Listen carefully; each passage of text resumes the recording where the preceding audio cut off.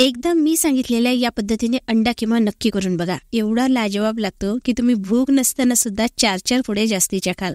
Recipe जर तुम्हाला आवडली तर लाईक करा. अशाच रेसिपी पुढे बघण्यासाठी पेजला फॉलो सुद्धा नक्की करा. इथे आपल्याला अंडी लागणार आहे. मी 2 अंडी घेतलेली आहे. तुम्ही किती जणांसाठी बनवत आहे त्यानुसार तुम्हाला अंडी घ्यायची आहे. तर ही अंडी आता आपल्याला फोडून घ्यायची आहे. अंडा किमा तुम्ही 2 पद्धतीने बनवू शकता. एकतर ज्या पद्धतीने मी अंडी फोडून घेते आहे आणि नंतर शिजवून घेते आहे त्याही पद्धतीने करू शकता, किंवा अंडी तुम्ही उकडून घेऊ शकता, सोलून घ्यायची आणि बारीक बारीक तुकडे करून घ्यायचे. दोन्ही पद्धती तुम्ही यूज करू शकता. अंडी फेटून घ्यायची आहे. पॅनमध्ये 1 चमचा तेल घालायचं आणि आता पॅनमध्ये आपल्याला ही फेटून घेतलेली अंडी घालायची आहे. सुरुवातीला गॅसची फ्लेम मीडियम ठेवायची आणि कंटिन्यू याला चालवत राहायचं आहे. तर इथे बघू शकता आता याचे क्रिस्टल्स बनायला लागलेले आहे. गॅसची फ्लेम आता अगदी लो करायची आणि जेव्हापर्यंत पूर्णपणे याचे क्रिस्टल्स होत नाही तेव्हापर्यंत याला शिजवून घ्यायचं. बघू शकता तर अगदी मंद आचेवर मी ही अंडी शिजवून घेतलेली होती. आता एका प्लेटमध्ये आपण बाजूला काढून घेऊया. अंडी इथे तयार झालेली आहे. आता आपण फोडणी करूया. तर यासाठी त्याच पॅनमध्ये मी 2 ते 3 चमचे तेल घातलेलं आहे. 1 चमचा मी इथे शहाजिरं घालते आहे. शहाजिरं विशेष करून गरम मसाल्यासाठी वापरल्या जातं आणि झणझणीत भाज्याला छान चव देतं. आता यामध्ये 2 कांद्याची केलेली पेस्ट मी घालते आहे. कांद्याची पेस्ट आपल्याला लालसर तांबूस होईपर्यंत परतायची आहे. कांदा कच्चा राहणार नाही याची काळजी नक्की घ्यायची. कांदा 2 ते 3 मिनिट इथे परतून झाल्यानंतर आपण काही खडे मसाले सुद्धा यासोबतच घालूया. तर इथे मी सर्वात पहिले तेजपान घातलेलं आहे. 1 कलमीचा तुकडा घालते आहे आणि 2 ते 3 सुक्या लाल मिरच्या घालायच्या आहे. सुके मसाले आपण कांद्याबरोबरच परतून घेऊया. बघू शकता कांदा छान लालसर तांबूस रंग येईपर्यंत मी परतलेला आहे.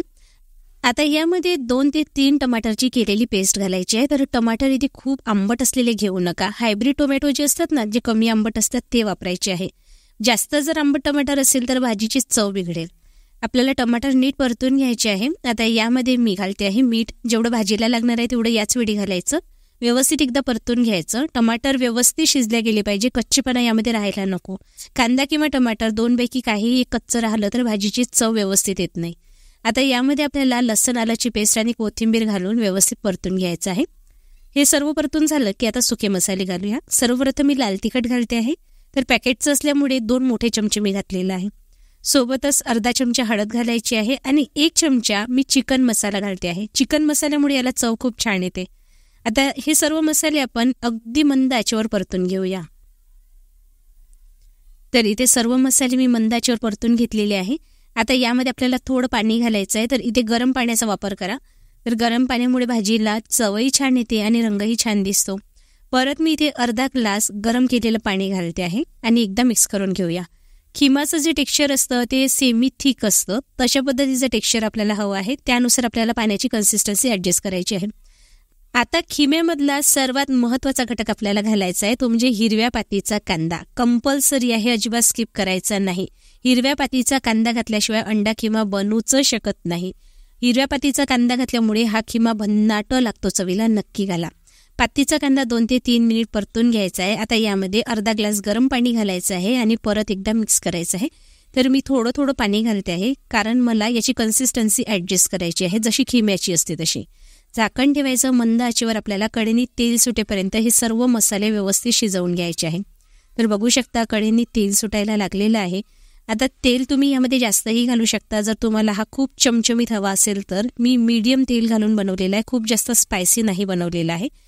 आता यामध्ये आपल्याला पॅनमध्ये परतून घेतलेली अंडी घालायची आहे. सोबतच मी चिरलेली कोथिंबीर घालते आहे. मीठ आपण ऑलरेडी घातलेलं होतं.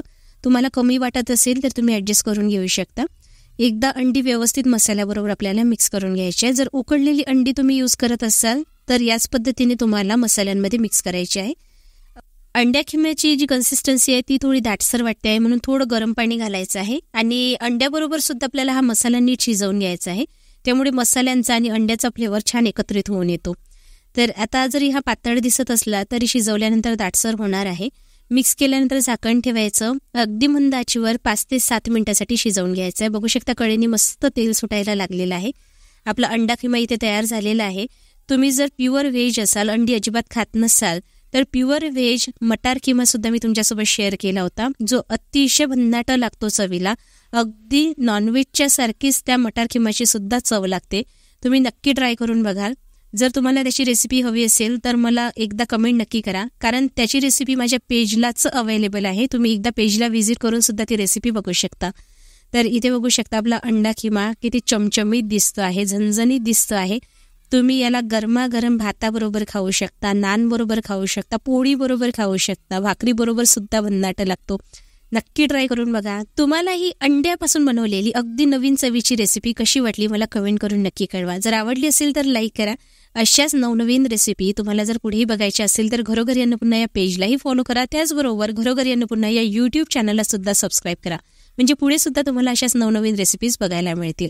आपली लवकरच भेट होणार आहे अशाच एका भन्नाट रेसिपी बरोबर. तोपर्यंत धन्यवाद.